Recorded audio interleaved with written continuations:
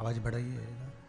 मनुष्य का जन्म मिल जाए, मानव का शरीर अगर मिल जाए तो दूसरा कठिन है भगवान का भजन।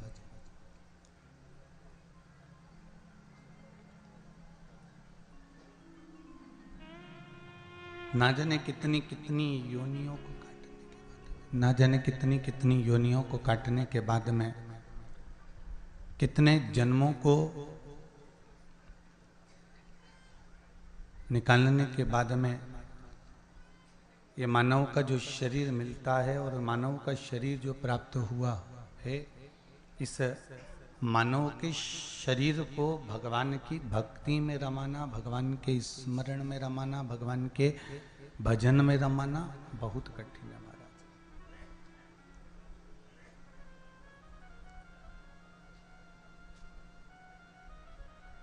इस शरीर को परमात्मा तक लेकर जाना, इस शरीर को भगवान तक लेकर जाना बहुत कठिन है।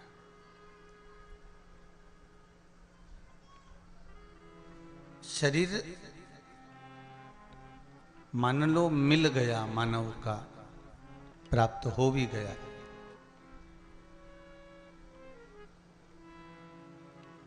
पर वो परमात्मा तक गया ही नहीं, भगवान तक पहुंचा ही नहीं। तो फिर उस शरीर का क्या मतलब? उस शरीर का कोई महत्व ही नहीं है।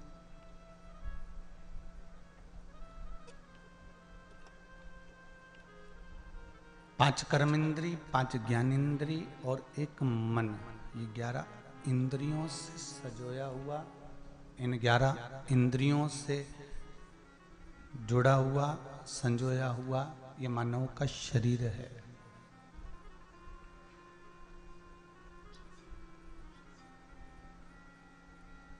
और इस मानव के शरीर को परमात्मा तक लेकर जाना, इन इंद्रियों को भगवान के भक्ति में डुबो देना, एक शरीर को पाने के बाद कुछ अच्छा कर्म कर देना, यही शिव महापुराण की कथा वर्णन करती है।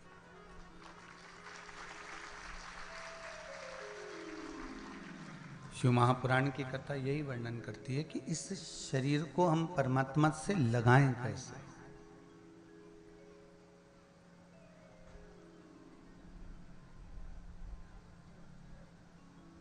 इस शरीर को हम भगवान तक लेकर कैसे जाएं।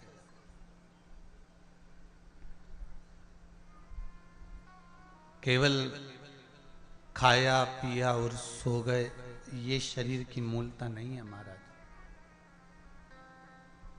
शरीर की मूलता इसको नहीं कहेगी केवल खाया पिया और आप सो गए, इसमें शरीर की मूलता नहीं है।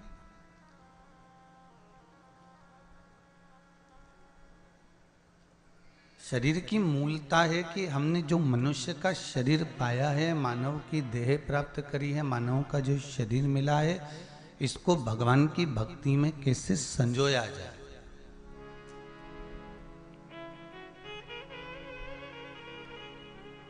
एक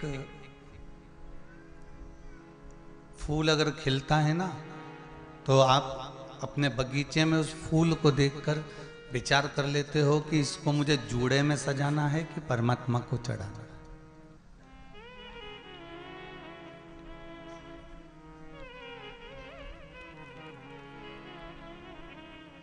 इस फूल को आप देखकर समझ जाते हैं कि इसको मुझे जूड़े में सजाना है कि इसको मुझे परमात्मा को चढ़ाना है। ये फूल, ये पुष्प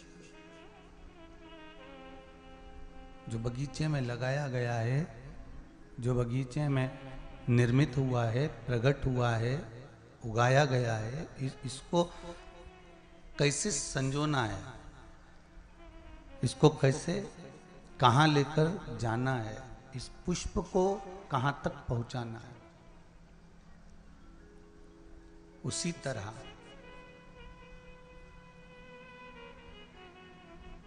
जैसे पुष्प के लिए विचार करा जाता है कि ये पुष्प मुझे जूड़े में लगाना है कि भगवान को चढ़ाना है, कहाँ समर्पित करना है इसको, मुझे कहाँ तक पहुँचाना है इस पुष्प को। उसी तरह यहाँ शिव महापुराण की कथा भी कहती है कि परमात्मा ने अपने बगीचे में, इस संसार सागर में हमारा जो जन्म कराया है, हमें जो जन्म दिया है, हम भी उसके बगीचे के एक पुष्प हैं। हम भी उसकी बगीचे के पुष्प हैं और उस बगीचे के पुष्प को परमात्मा भगवान की भक्ति में रमाना चाहता है या संसार सागर में इसको उलझाना चाहता है, ये परमात्मा निश्चित कर कर भेजता है। पर कुछ प्रयास आपका, कुछ प्रयास हमारा होना चाहिए।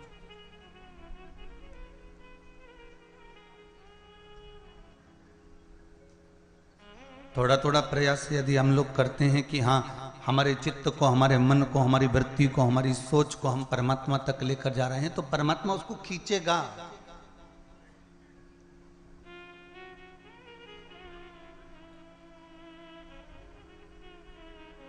और यदि हमने सोच लिया कि ये परमात्मा को हमको देना ही नहीं है,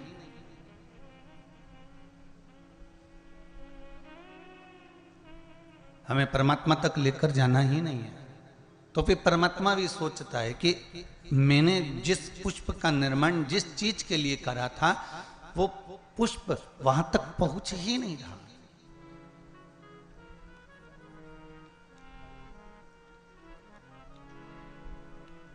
शंभु शरणे पड़ी मांगू घड़ी रे घड़ी, दो काटो दया करी दर्शन आपो। हे शिव, हे शंकर, हे त्रिकालदर्शी, है कैलाशी, है अविनाशी, है शिव, हे करुणा करने वाले, हे दाता, हे दया करने वाले, हे उगड़दानी, हे शंभु।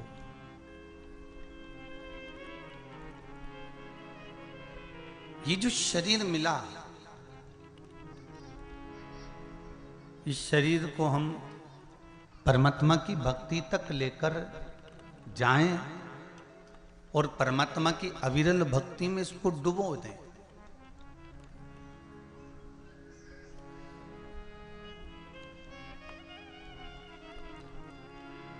जो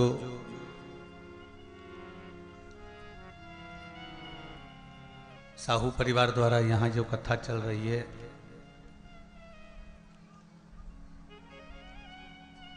छुरिया के पास में हरकोसा में,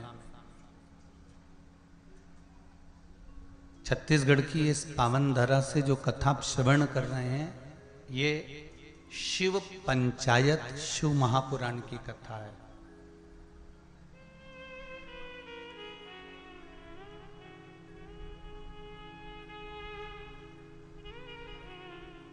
भगवान राम के मंदिर पर जाएंगे, क्या राम जी का रोज जल चढ़ाने को आपको मिलता है? जम के बोलते जाओ जरा, राम मंदिर में रोज जल चढ़ाते हो? नहीं। कृष्ण मंदिर में रोज जाकर जल चढ़ाते हो? नहीं।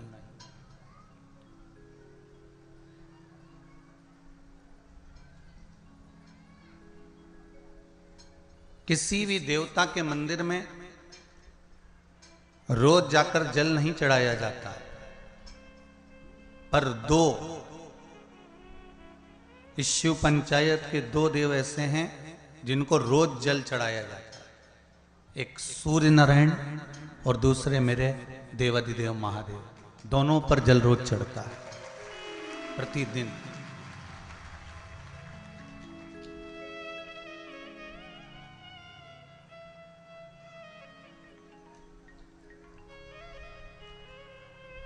शिव पंचायत में जो दो देव विराजमान हैं, ये कोई साधारण नहीं है महाराज।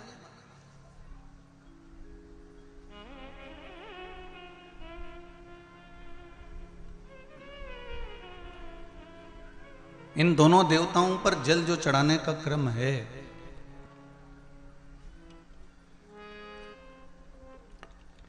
और दोनों ही देव, चाहे मेरे भास्कर देव हों, सूर्य देव हों, आदित्य देव हों, चाहे मेरे देव अधिदेव महादेव हों, दोनों पे जल चढ़ाने का महत्व है। आप में से कितने लोग हैं जो सूर्य को रोज प्रतिदिन अर्घ देते हैं? जरा हाथ उठाइए। बहुत सारे हैं। धर लीजिए, बहुत बढ़िया, करना चाहिए। ये जो आज के समय में दुनिया के लोगों को जो ये बीमारियां हो रही हैं ना, कि हृदय गति रुक जाती है, कहीं अटैक आ जाता है, कहीं हार्ट काम करना बंद कर देता है, कहीं लीवर किडनी में सूजन आने लगती है, कहीं लीवर काम करना बंद कर देता है, कहीं किडनी काम करना बंद कर देती है, कहीं डायलिसिस चालू हो जाता है, कहीं बाईपास करवाना पड़ जाता है, कहीं नसें ब्लॉक होने लगती हैं, डॉक्टर ने कह दिया बाईपास कराओ।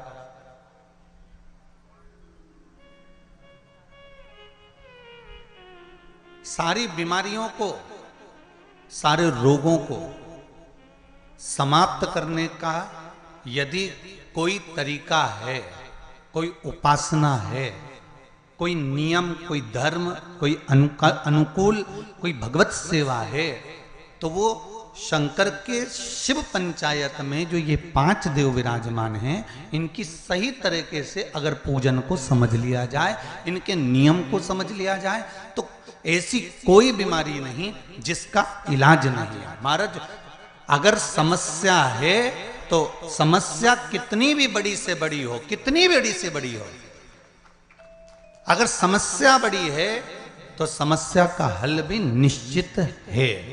अगर कोई रोग आया है तो उसकी दवाई है।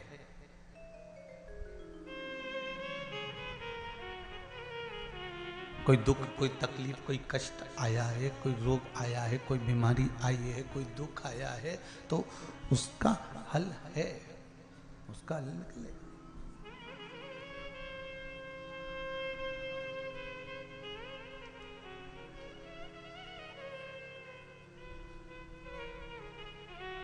शिव पंचायत को हमें समझना है।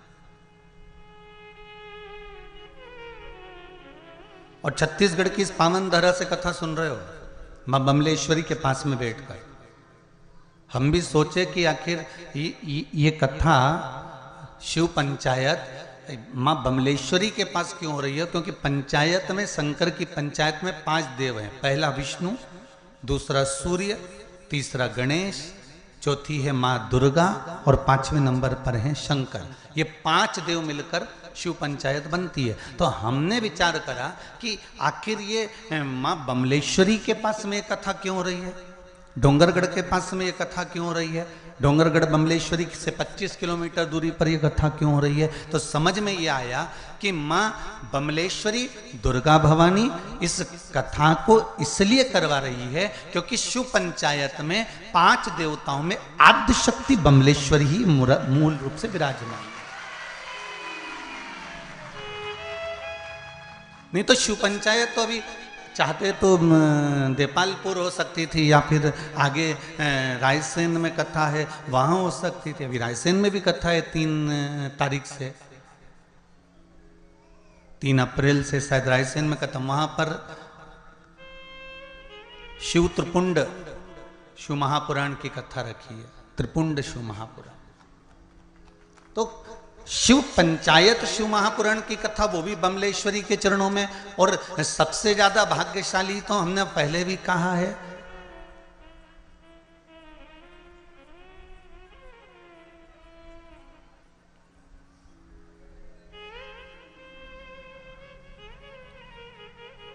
छत्तीसगढ़िया।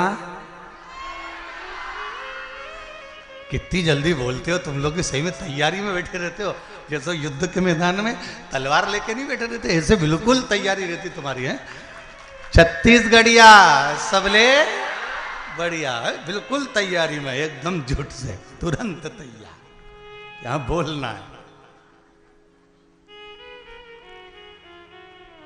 अच्छा, जैसी कथा में तुम लोग आए हो ना, वैसी वैसी तैयारी हमारे साहू परिवार ने भी करी। साहू परिवार से हमने पूछा कि तुम्हारा छोटा सा गांव बताओ, कहाँ डोंगरगढ़, कहाँ छुरिया, और छुरिया में भी प्रवेश कर कर छोटा सा गांव या हल्को सा। अब इतने से गांव में ना दुकान ना कोई होटल है कि कोई भगत आए तो कहाँ रुके, कहाँ भोजन करे। तो साहू जी बोले, गुरुजी चिंता ना करो, हमने पूरी व्यवस्था भोलेनाथ जी की कृपा से कर दी। हमने क्या कर दिया? कहे अगर रात कोई रुकेगा तो उसकी भोजन की व्यवस्था भी भगवान करेगा। भोलेनाथ जी बैठा तो है। और धन्यवाद दूंगा साहू परिवार को, बहुत बहुत धन्यवाद। बड़े से बड़ा ट्रस्ट, बड़ी से बड़ी समिति कथा करवाती है, तब जाकर इतनी व्यवस्था कर पाती है। और उसमें भी पूरी सब्जी 20-25 रुपए में बेचकर खिलाई जाती है। पर धन्यवाद आपको नमन करता हूं, जिन्होंने रुकने वाले भक्तों के लिए रुकने की व्यवस्था और भोजन की व्यवस्था इतने लोगों की रात्रि को रुकने वालों के लिए करी। उसके लिए मैं बहुत बहुत धन्यवाद देता हूं। ये शिव ही कर सकता, कोई दूसरा नहीं कर सकता। और आज समझ में आ रहा है कि मां कर्माबाई जगन्नाथ को खिलाती थी आवाज देकर। तो आज तुम भी कर्माबाई के छोरा हो। जितनी साहू समाज है ये कर्माबाई के वंश के अंतर्गत आते हैं।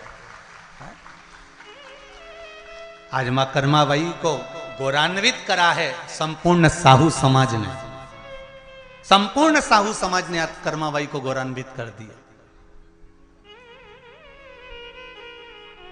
कि आए हुए इन भक्तों में जगन्नाथ ही तो है, आए हुए इन भक्तों में भगवान ही तो है।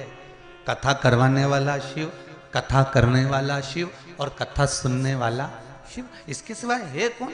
सब शंकर ही तो है। शिव ओघड़ी ही तो विराजमान है, शंकर ही तो।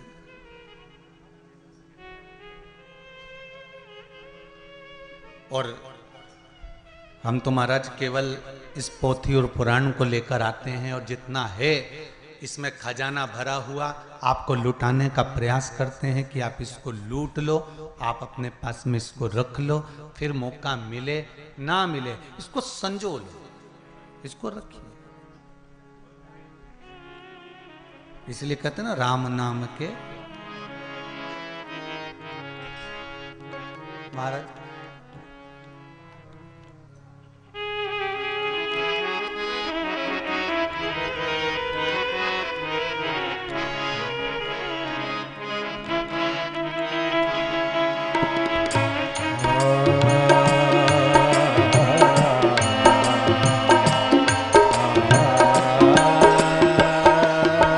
हाथों से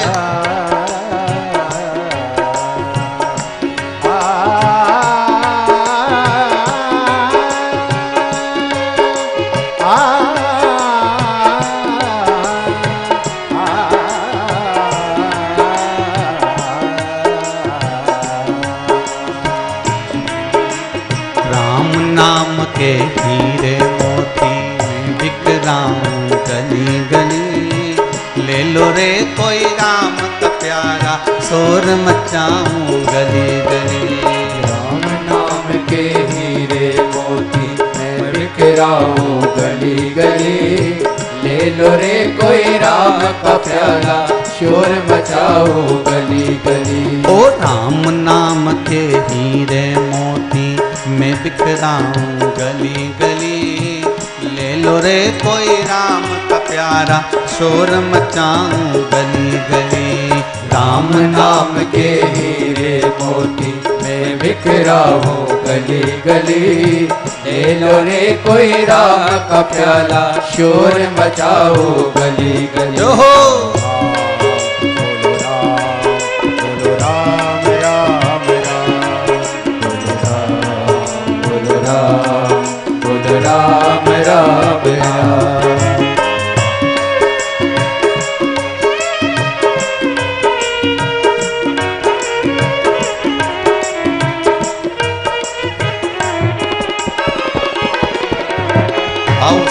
प्रेम से आनंद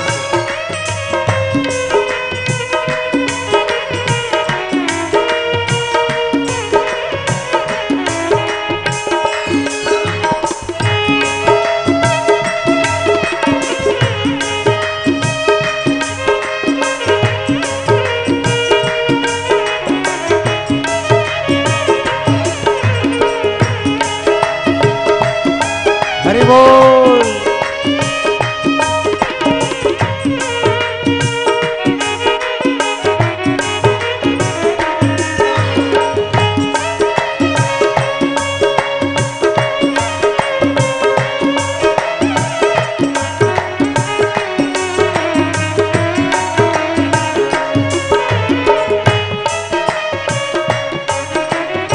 दौलत के दीवानों सुन लो, एक दिन ऐसा आएगा। ओ दौलत के दीवानों सुन लो, एक दिन ऐसा आएगा। ओ दौलत के दीवानों सुन लो, एक दिन ऐसा आएगा। दौलत के दीवानों सुन लो, एक दिन ऐसा आएगा। दौलत और माल खजाना यही धरा रह जाएगा। ओ धन दौलत और माल खजाना यही धरा रह जाएगा। ओ कंचन काया मिट्टी हो, कंचन काया मिट्टी होगी, चर्चा होगी गली गली। ले लो रे कोई राम का प्याला, शोर मचाओ गली गली। बोलो राम, बोलो राम, राम राम, बोलो राम, बोलो राम, बोलो राम, राम राम। जय हो।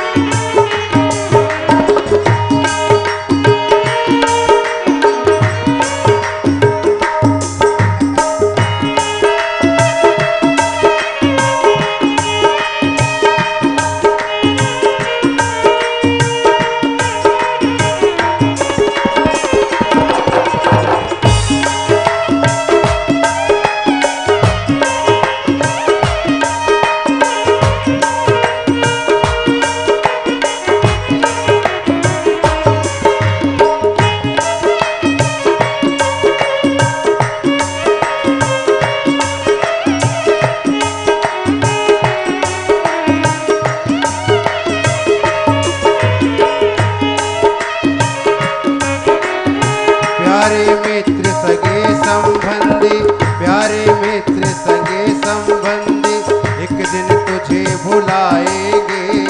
प्यारे मित्र सगे संबंधी, एक दिन तुझे भुलाएंगे। कल तक अपना जो कहते थे, अग्नि तुझे सुनाएंगे। कल तक अपना जो कहते, अग्नि पर तुझे सुनाएंगे। पसारा ऐसा हो,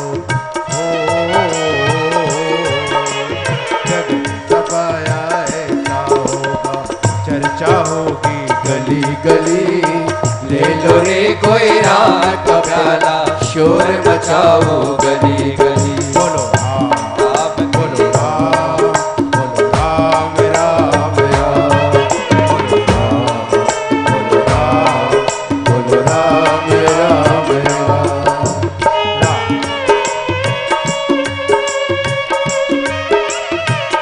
भाव से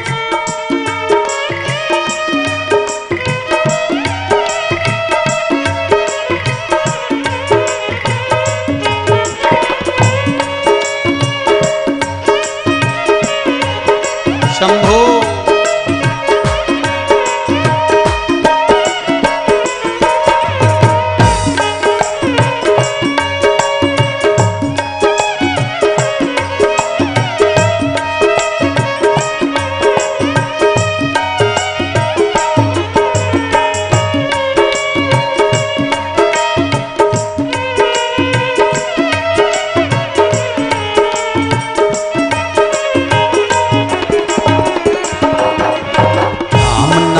के हीरे मोती मैं बिखराऊं गली गली।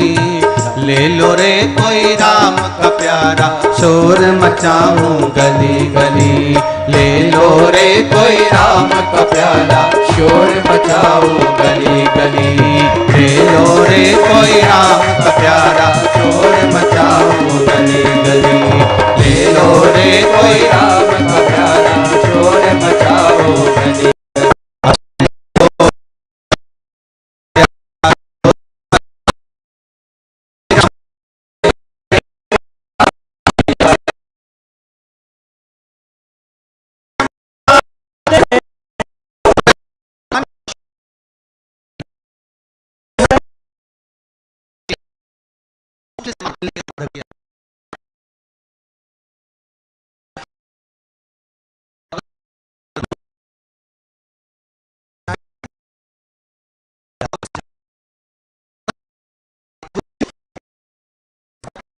श्री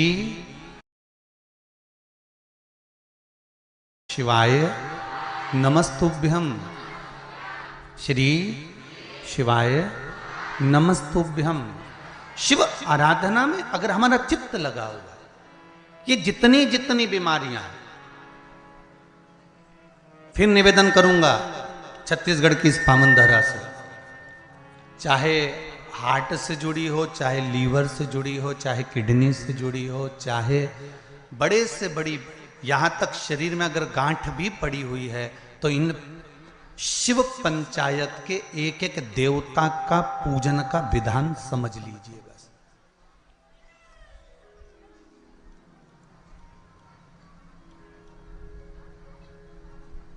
एक एक देवता का हमें विधान समझना। शिव परिवार का मंदिर आपके गांव में भी होगा, है शिवलिंग, गणेश जी, कार्तिकेय, पार्वती जी, नंदीश्वर, ये सब अपने गांव में भी रहता, अपने गांव में भी है, ठीक है।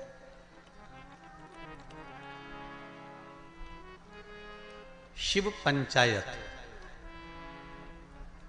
बोलते जाओ। 5 कौन कौन? भगवान विष्णु, गणेश जी, दुर्गा भवानी,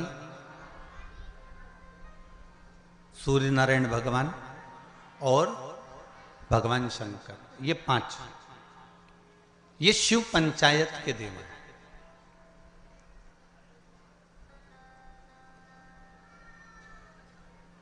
कहते हैं पंच तत्व से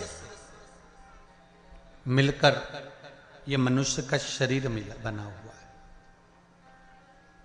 पंच तत्व से मिलकर ये ब्रह्मांड बना हुआ है।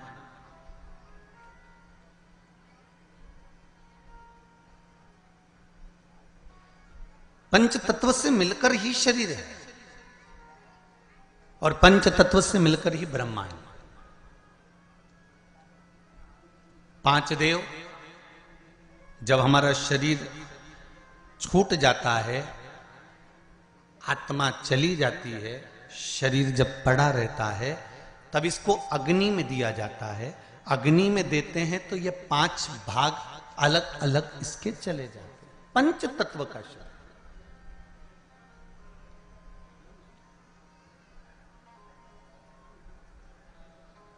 ब्रह्मांड में सबसे ज्यादा क्या चीज है?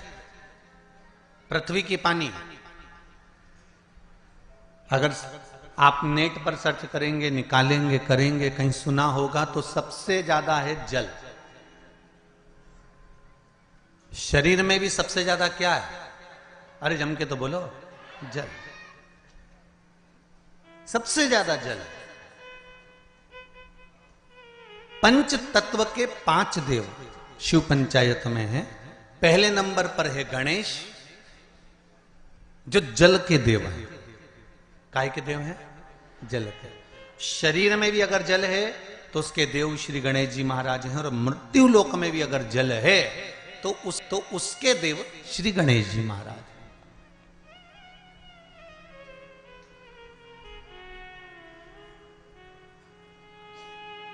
हमारे जीवन में शरीर में जल ज्यादा है, मृत्यु लोक में ब्रह्मांड में जल ज्यादा है। इसलिए सर्वप्रथम किसको बनाया गया? श्री गणेश जी महाराज को। क्यों? क्योंकि ये जल के देव हैं। जिसकी संख्या ज्यादा हो, शरीर में पंच तत्वों में जल की मात्रा ज्यादा है, इसलिए गणेश को प्रधान बनाया गया। एक पत्र ज्यादा तो पढ़े नहीं है, ये थोड़े पढ़े हैं, बाकी के बहुत सारे पत्र हैं। अभी इतने पत्र और हैं जिनको भी पढ़ते हैं, जैसा भजन आएगा। पर इसमें देखिए बड़ा सुंदर भाव लिखा है।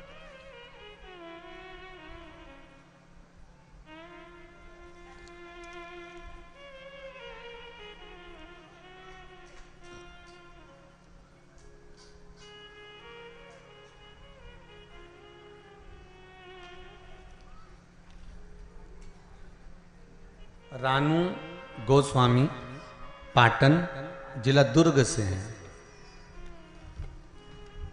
कहीं हैं आप ही हैं? जरा दोनों हाथ हिला दो एक बार। हर हर महादेव।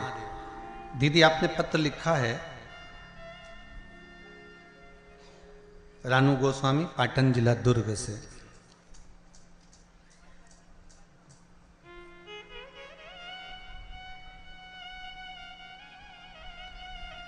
पत्र में लिखा है रानू जी गोस्वामी ने, मैं ग्राम पाटन की रहने वाली हूँ, जिला दुर्ग की रहने वाली हूँ। मैं पशुपति व्रत का क्या वर्णन करूं गुरुदेव। दीदी आपने पत्र में लिखा है, मेरे जेठ जी का काम छूट गया था, कोई काम नहीं था। आपकी भिलाई में कथा जब शुरू हुई तब हम लोगों ने सुनी थी। कथा सुनने के बाद पशुपति नाथ का व्रत किया, जिसके प्रभाव से उनको पुनः काम मिल गया, और काम भी मिला तो ऐसा कि जो सोचा ही नहीं था, ये शिव की कृपा से प्राप्त हुआ। पत्र में लिखा। और इसी पत्र में पंचदेव के जलदेव का वर्णन भी आया, उसको समझिएगा जरा, देखिए।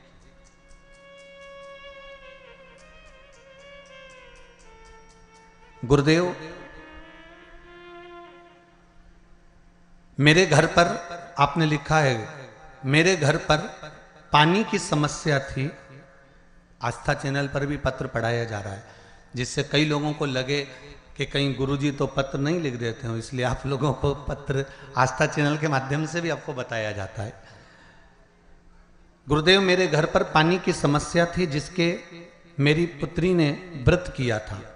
5 सोमवार पूर्ण होने के बाद मेरे घर पर बोर हो गया, और अब पानी की समस्या का भी समाधान हो गया है। हम सब अत्यंत प्रसन्न हैं। बहुत बहुत धन्यवाद रानू जी, ग्राम पाटन जिला दुर्ग से। बैठ जाइए। बहुत बहुत साधुवाद। बाबा देवादिदेव महादेव की कृपा पर बनी रहे। हर हर महादेव। अर्थात इस पत्र के माध्यम से हमको यह समझना है कि हम शिव की आराधना केवल अकेले नहीं कर रहे हैं। फिर एक निवेदन करूंगा आप लोगों को, आप अगर शंकर जी के मंदिर में एक लोटा पानी चढ़ा रहे हो ना, तो ये विचार मत करना कि हमने केवल शंकर जी को चढ़ाया। शंकर भगवान की जहां कटी होती है, अर्थात जो नीचे की पीठ होती है जिसपे शिवलिंग रखा होता है, वो पीठ है माँ दुर्गा भवानी, माँ आदिशक्ति, माँ जगदम्बा, माँ दुर्गा, माँ देवी। और शिवलिंग जो रखा हुआ है वो शंकर का स्वरूप है। ऊपर से जो जलाधारी में से जल गिर रहा है एक एक बूंद, वो जया, विषहरा, शामरी वारी, दौतली, देव, शिव जी की 5 बेटियां। जो शिवलिंग के सामने एक मोटी सी बीच में लाइन होती है, वो शंकर जी की छोटी लड़की अशोक सुंदरी है। और जो दोनों साइड में भाग नजर आता है, ये गणेश जी और कार्तिकेय जी महाराज। गणेश और कार्तिकेय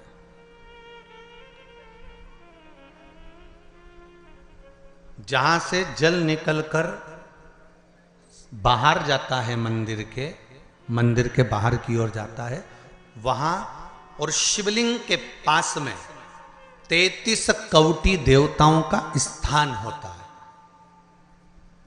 आप जिस कामना से पशुपति व्रत करते हैं, आप जिस कामना से पशुपति व्रत का नियम धारण करते हैं, पशुपति व्रत करते हैं, जिस कामना से आप पशुपति व्रत उठाते हैं, शिव की आराधना करते हैं, पूजन करते हैं, अर्चना करते हैं, तो गणेश की आराधना भी स्वतः साथ में हो जाती है। देवी की आराधना भी साथ में हो जाती है, सूर्य देव की आराधना भी साथ में हो जाती है, सभी देवताओं की आराधना साथ में। और जब आराधना साथ में होती है तो उसका फल भी हमको प्राप्त होता है।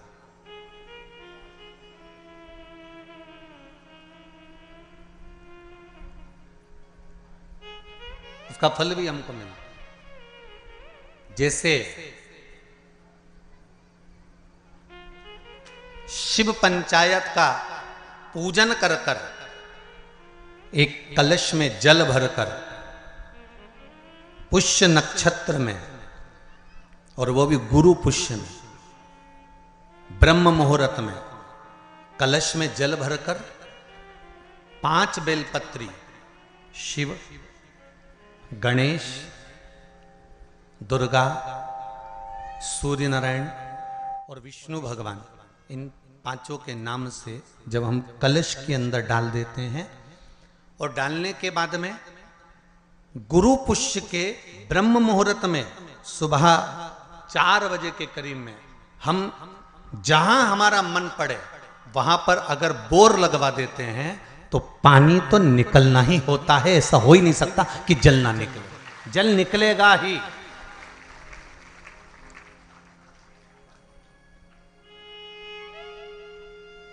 बस जो 5 देव के नाम से अपने 5 बेलपत्री जल के पात्र में रखी, वो कलश जहां बोरिंग हो रहा है उस स्थान पर रखा होना चाहिए।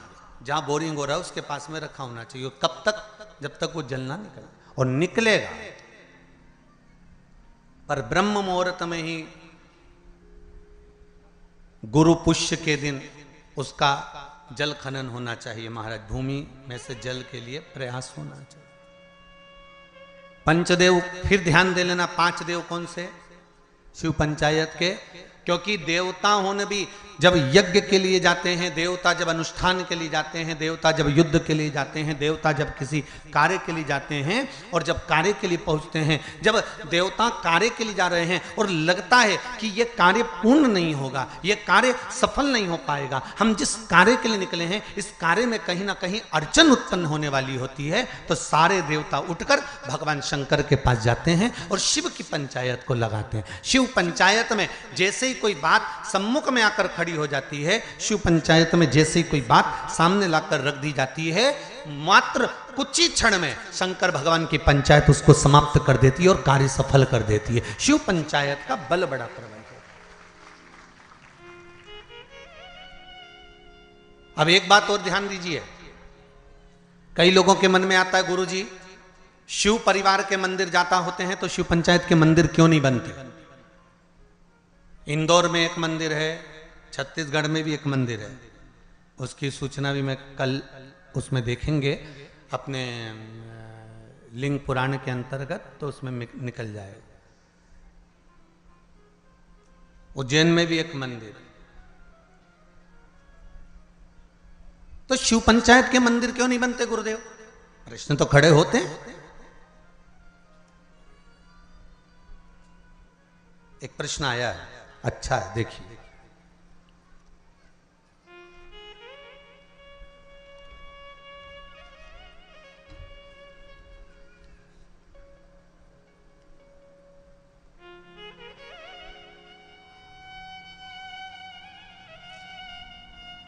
पायल चावड़ा कहीं बैठी हैं? आप ही हैं? दोनों हाथ हिला दो एक बार। हर हर महादेव। सुंदर प्रश्न करा है बेटा आपने। मां, बहुत अच्छा प्रश्न है। शिवजी, गुरुदेव आपसे पूछना है, शिवजी आदि और अंत कुछ नहीं है तो उनकी उत्पत्ति भी नहीं हुई है, तो छिपरा मैया उनकी बहन कैसे हुई? कृपया कथा बताएं। बहुत सुंदर प्रश्न है भाई, जोरदार ताली बजाओ। बैठो दीदी बैठो, बहुत सुंदर प्रश्न के लिए बहुत बहुत धन्यवाद। ऐसे प्रश्न अगर उपजे ना लोग फालतू के प्रश्न करें ना तो वो आनंद ना आए, और जो प्रश्न काम के हैं ना, ऐसे प्रश्न अगर आए ना तो कथा का भी आनंद बढ़ जाए, कथा का भी एक रोचकता बढ़ती है इन प्रश्नों के माध्यम से। अब आपने लिखा है कि शिव की उत्पत्ति या अंत है ही नहीं, आजन्मा है शंकर।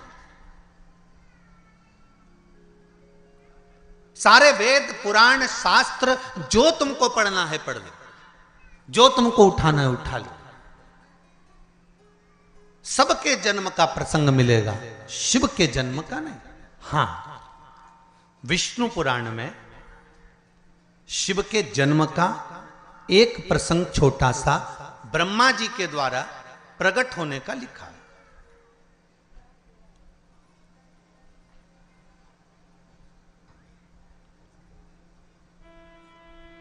अब एक बात समझने वाली है,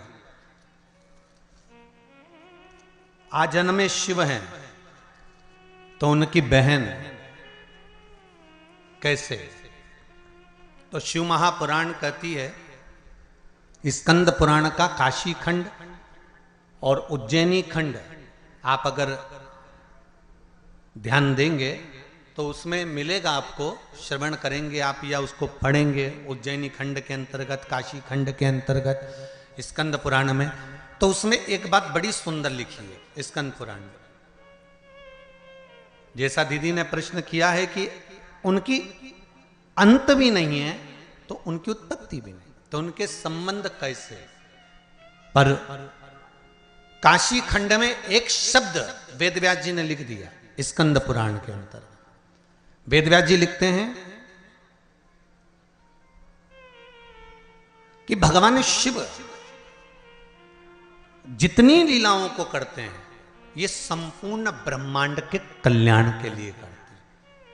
खुद के लिए शिव जी ने कोई लीला नहीं करी हमारे, भगवान शंकर ने खुद के लिए कोई लीला नहीं करी। मेरे राघव जी ने जो लीला करी अपने पिता के वचन को निभाने के लिए करी। मेरे भगवान कृष्ण ने जी लीला करी वो अपने माता पिता के अनुकूल करी है। पर मेरे शंकर, मेरे नारायण जो लीला करते हैं वो लीला का क्रम देवताओं के हित के लिए भी होता है। पर मेरे भगवान देवादिदेव महादेव जितनी लीला को करे हैं, मेरे शंकर भगवान ने जो जो धारण करा, जो जो लीला करी, चाहे माता सती को भस्म करवाया हो, चाहे पार्वती के साथ में मंगल विवाह हुआ हो, चाहे गणेश जी महाराज का प्रागट्य हुआ हो, चाहे कार्तिकेय बाबा का प्रागट्य हुआ हो, चाहे जया विषहरा शामली बारी दौतली या अशोक सुंदरी का प्रागट्य हुआ हो, चाहे शिव की जितनी लीलाओं का क्रम आता है, ये शंकर भगवान ने स्वयं के लिए नहीं, शंकर भगवान ने संपूर्ण जनमानस के कल्याण के लिए अर्थात जनमानस को प्रेरणा देने के लिए करी।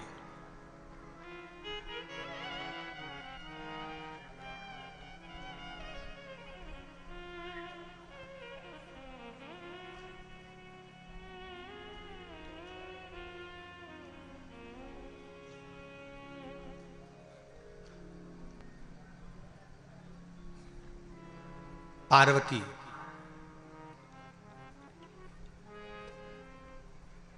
नर्मदा, मां गंगा, क्षिप्रा, सरयू, मंदाकिनी, गोदावरी, कृष्णा, भारत की भूमि की जितनी पवित्र नदियां हैं, भारत की भूमि की जितनी पवित्र नदियों का उद्गम है,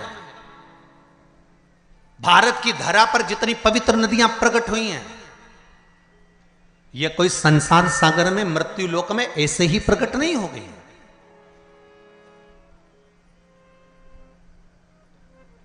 देव अधिदेव महादेव के पास में बारंबार सारी नदियों के लिए प्रागट्य के लिए निवेदन किया गया, पंचायत में ये सिद्ध किया गया, तब जाकर इन नदियों को प्रकट किया गया। और एक बात अपने जीवन में उतार कर रखना, जितनी पवित्र नदियों में आप स्नान के लिए जाओ, जितनी पवित्र नदियों में आप स्नान करने के लिए जाओ, आपसे करबद्ध हाथ जोड़कर निवेदन है कि उन नदियों की पवित्रता पर कभी दाग लगाकर मत आना। परंतु आप और हमने सारी पवित्र नदियों को गंदा कर कर रखा है, सारी पवित्र नदियां।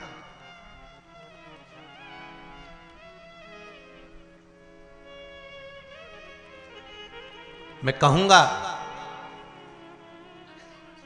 यमुना के घाट पर बसा है दिल्ली। दिल्ली कहां पर बसा हुआ है? यमुना के घाट पर बसा हुआ है। आगरा यमुना के घाट पर बसा हुआ है। मथुरा और वृंदावन यमुना के घाट पर बसा हुआ है। बड़े बड़े तीर्थ मां नर्मदा के घाट पर बसे हुए हैं। बड़े बड़े तीर्थ मां गंगा के घाट पर बसे हुए हैं। बड़े बड़े तीर्थ मां कृष्णा के घाट पर बसे हुए हैं, गोदावरी के घाट पर बसे हुए हैं।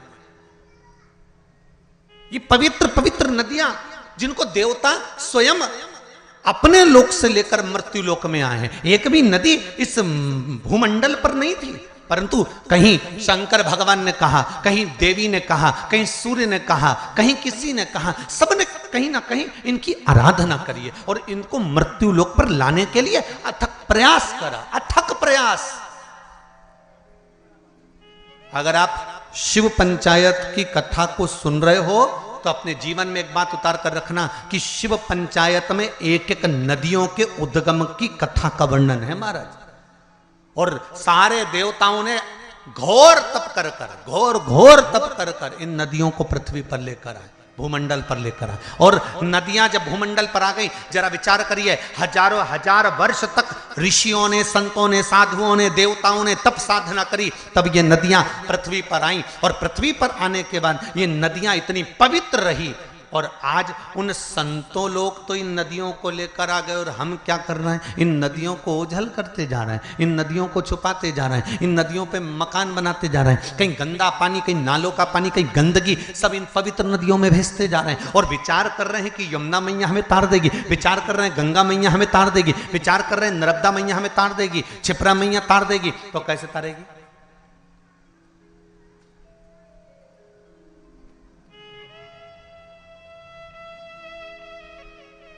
आपके जीवन को सुख देने के लिए। मेरे को साहू जी बता रहे थे,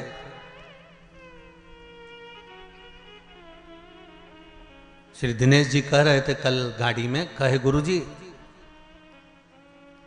हमारे क्षेत्र के प्रशासन को हमने सूचना दी है कार्यक्रम की, तो प्रशासन के द्वारा गुरुदेव हमने जब कहा कि छोटे छोटे तालाबों में और नहर में पानी रहेगा तो जितने सारे भगत या कथा सुनने के लिए आ रहे हैं उनको नहाने में या आदि कादि कोई कार्य में तकलीफ नहीं होगी। तो प्रशासन ने बात मानकर नहरें चालू कर दी और नहरों से पानी भर दिया तालाबों में। मैं धन्यवाद दूंगा यहाँ के प्रशासन को।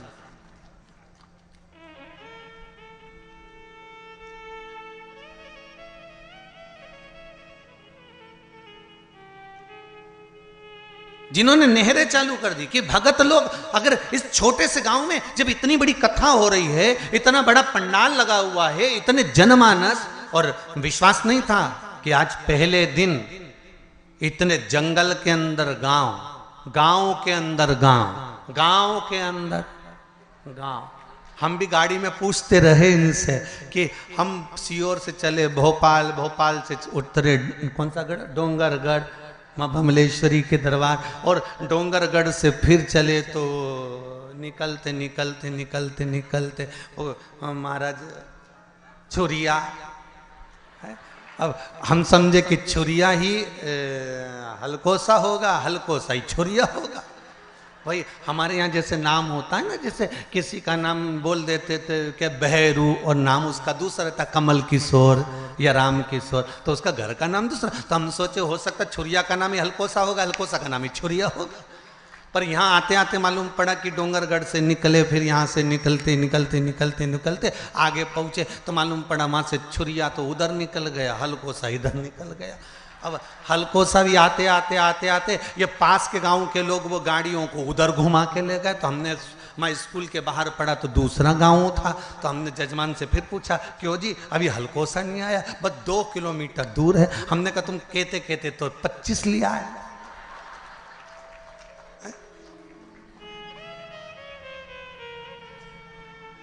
पर साहू जी बहुत बहुत आनंद का विषय यह है कि इस हलकोसा गांव में जिसने छत्तीसगढ़ वालों ने कथा नहीं सुनी वो बाद में पछताएगा, ये पक्का है।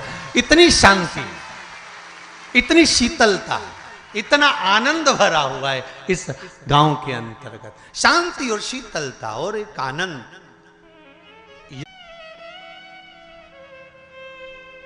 वो सुख है।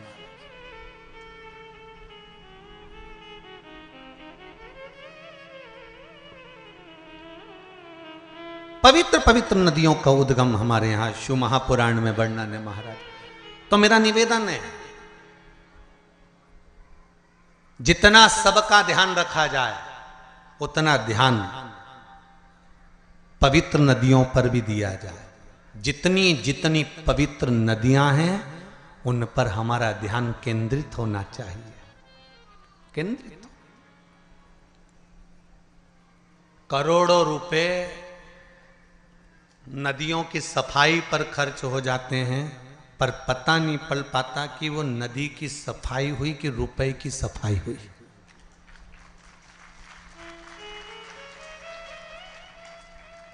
पवित्र नदियां,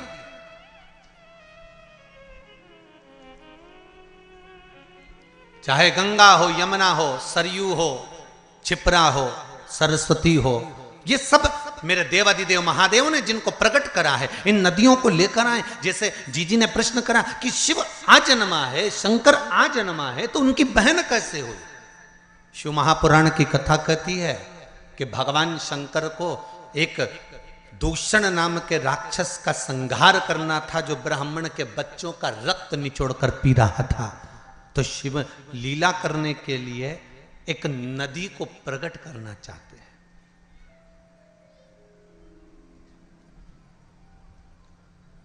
देवताओं के हित के लिए शंकर गंगा को प्रकट करना चाहते हैं।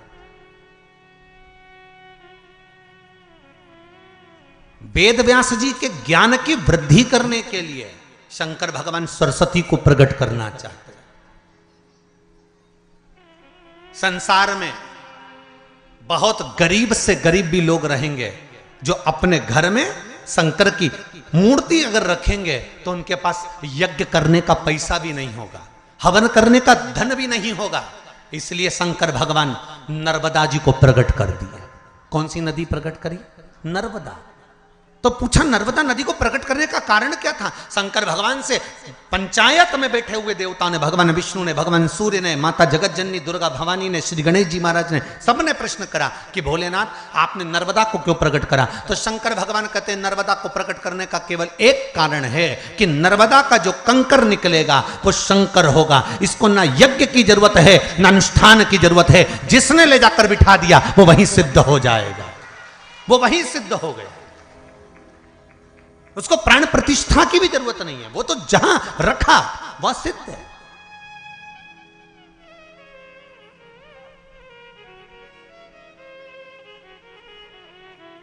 मेरा भोला शिव शंकर ओघड़दानी दयालु दातार संपूर्ण विश्व के कल्याण के लिए लीला करता है, इसलिए नर्मदा का कंकर शंकर कर दिया।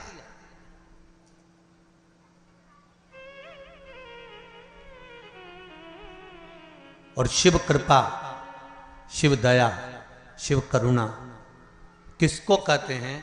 कि जहां शंकर की कथा होती है, शंकर का स्मरण होता है, शंकर का भजन होता है, वह भूमि भी, कंकर भी शंकर हो जाता है। और कुछ दिन के लिए, 7 दिन के लिए तो हलकोसा की ये पावन धरा भी, कंकर भी शंकर। एक कंकर शंकर का भी पत्र अच्छा आया, देखिए।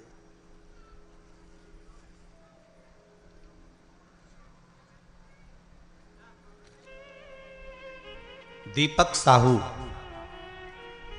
रूवा, रूवा लिखा है, रवा लिखा है, देख लेना है, रूवा, हाँ, जिला दुर्ग, छत्तीसगढ़। आप तो पास में ही हैं, जरा माइक पहुंचाइए, कॉर्डलेस दीजिए।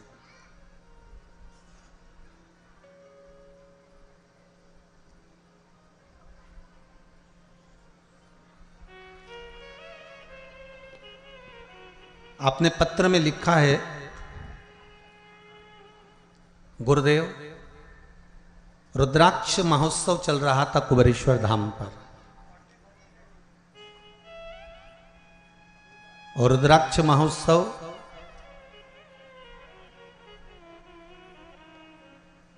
जब कुबेरेश्वर धाम पर चल रहा था तब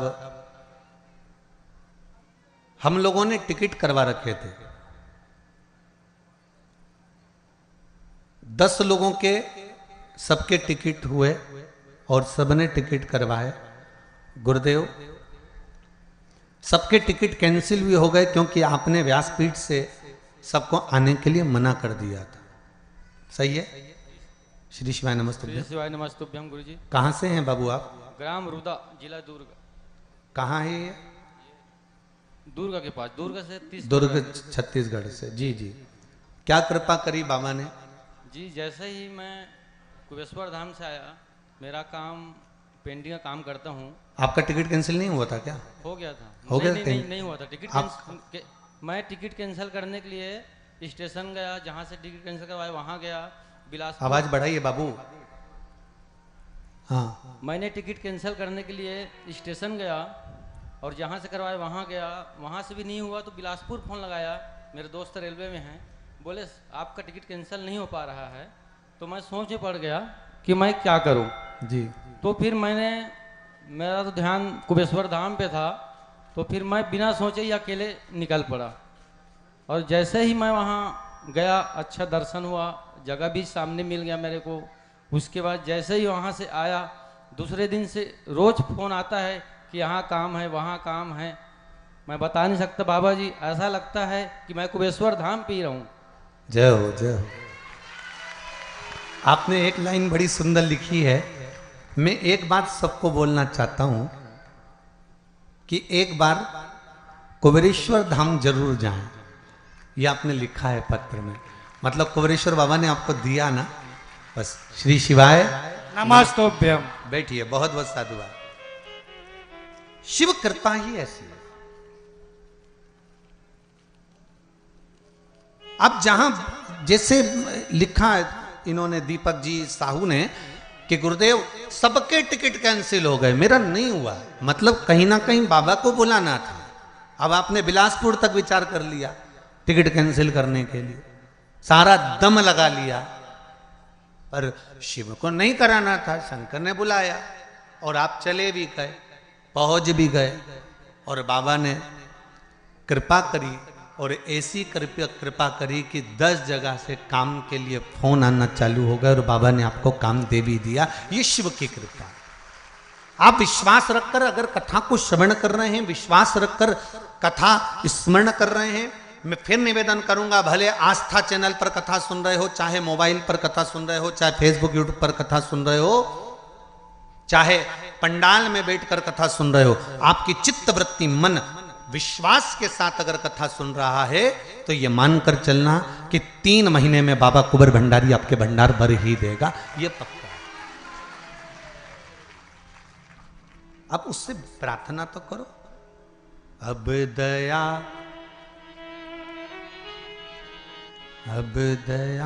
करो।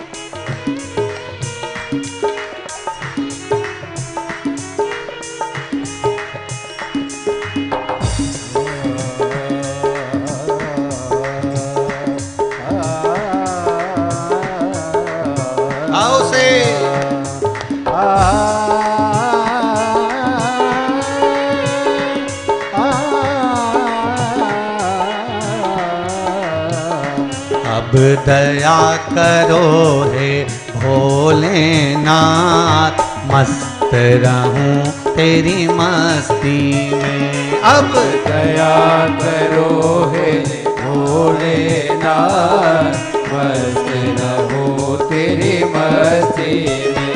अब दया करो हे भोलेनाथ,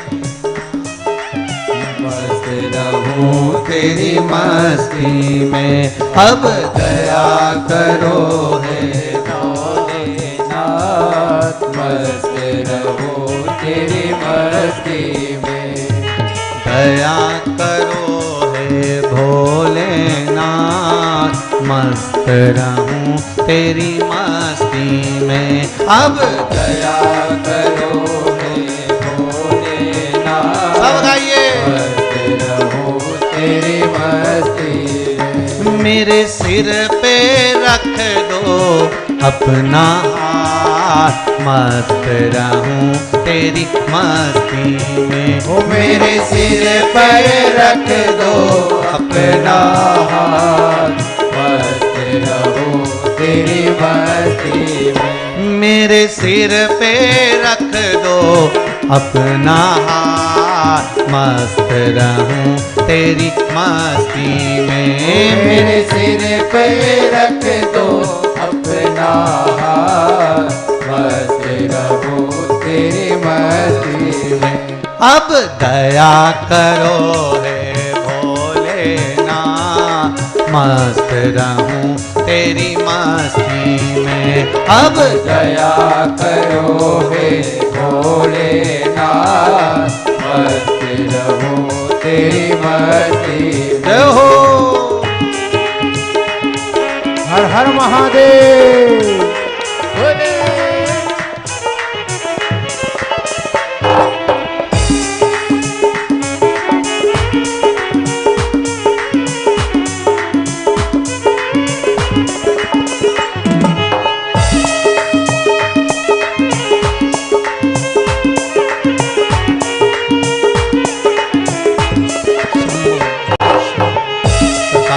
कैलाशी अविनाशी।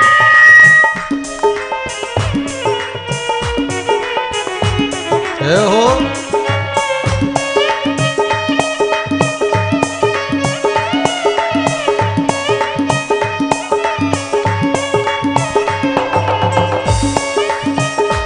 हर हर भोले।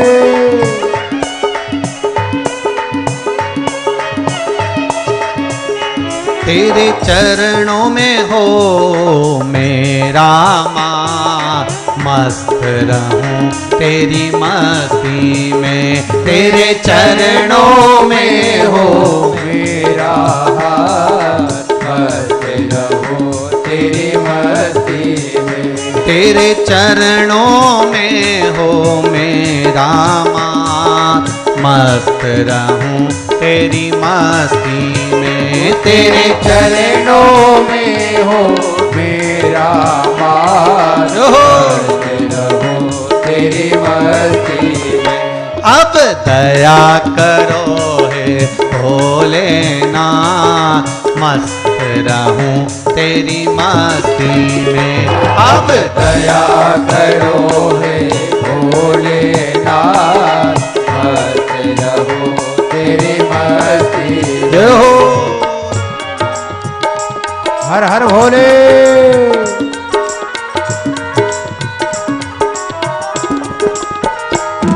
बम बम लहरी।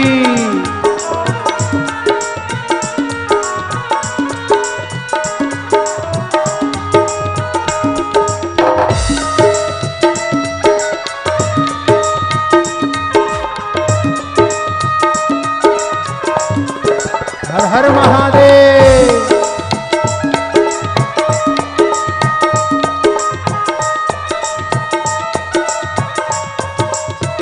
दोनों हाथों से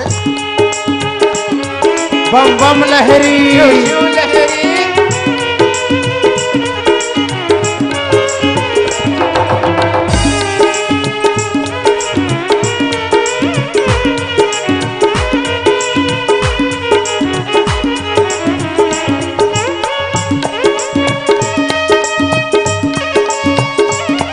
हे भोले।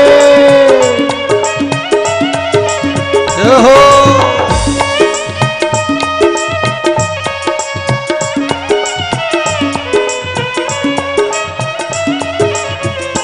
तेरे द्वार खड़े हैं रख ले लाज, मस्त रहूं तेरी मस्ती में। में। वो तेरे द्वार खड़े हैं, रख ले लाज, मस्त रहो तेरी मस्ती में। तेरे द्वार